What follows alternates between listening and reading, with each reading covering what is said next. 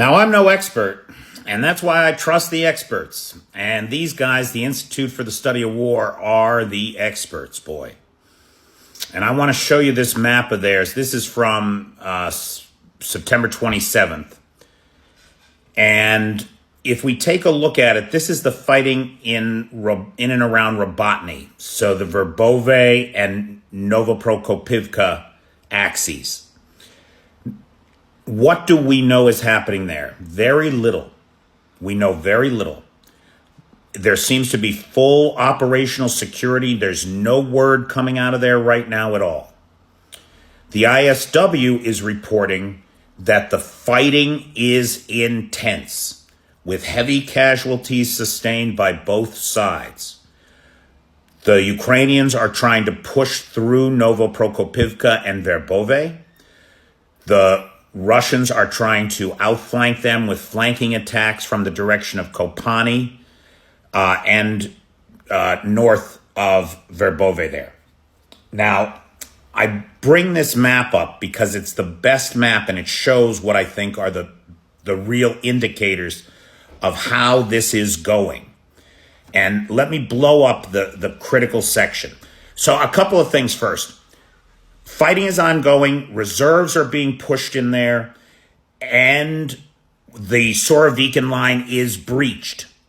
Now, the psychological effect, I was talking to my buddy, the infantryman, about this. The psychological effect on those troops that have been sitting behind those lines, for them, it's like a wall.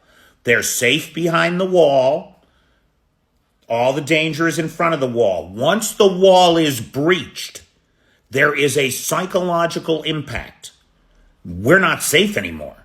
We're in trouble. And the first instinct is to flee. And these defenses were built with that in mind. That's what they're supposed to do.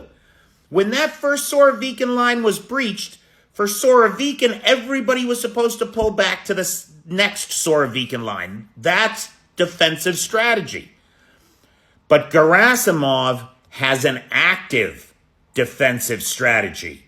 So as the enemy approaches your defensive lines, you attack him in the flanks. This is proving disastrous.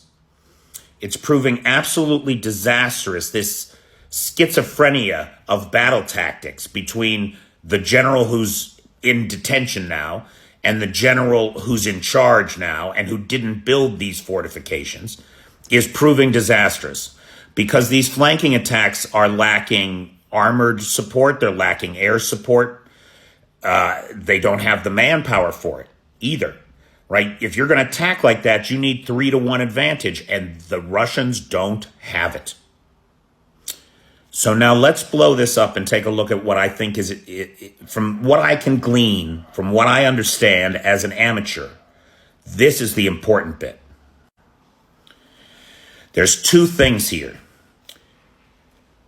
This, now I know that says Novopokrovka.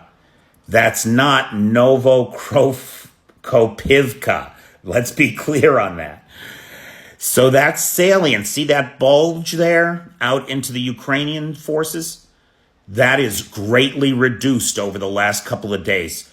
The 76th, I believe it was the 76th from Kupiansk sector had been brought down. A bunch of VDV paratrooper guys, battle-hardened guys, some of the best that Russia's got left, and thrown in there in an attempt to cut off the reinforcements that were coming into the area. And they caused quite a problem, and they pushed forward several hundred meters there. That bulge was much bigger 2 days ago. It is greatly reduced, which means that the 76th has been pushed back. Further to that, and from what I gather, this is the critical bit. See these 2 red lines here, the way that they diverge? The one in the front is a tank trap. It's a big open pit that a tank can't get across.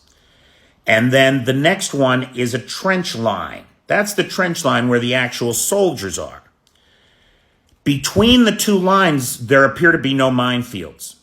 We have a video of tanks running rampant through there without any hesitation. So it appears that there are no minefields. And it appears that the Ukrainians are in those trenches. They are cleaning the trenches out. The trenches are exposed. They can drive a tank right up to the trench and fire rounds right into the trench. It's got to be a hell. It's got to be hell on earth. It's got to be a nightmare that none of us that have seen combat could possibly imagine. And what a lot of our own guys wouldn't even consider doing. But the Ukrainians are going in there.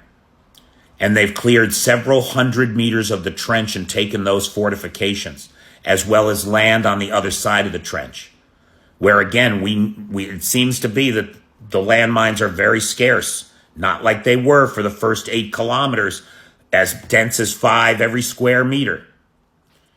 So this is very hopeful. This is very, very hopeful. The fact that the best forces that Russia has left are being pushed back.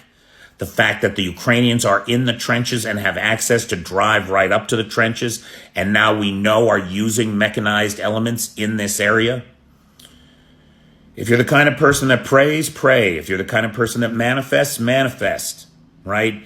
Sunshine and dry weather for the next 4 weeks at least. Let's hope Mother Nature gives the Ukrainians an edge so that they can really make some progress here, because once they secure this area, I think it's going to be pretty open movement. We're going to see real maneuver warfare and real advance on the part of the Ukrainians. Thank you, my friends.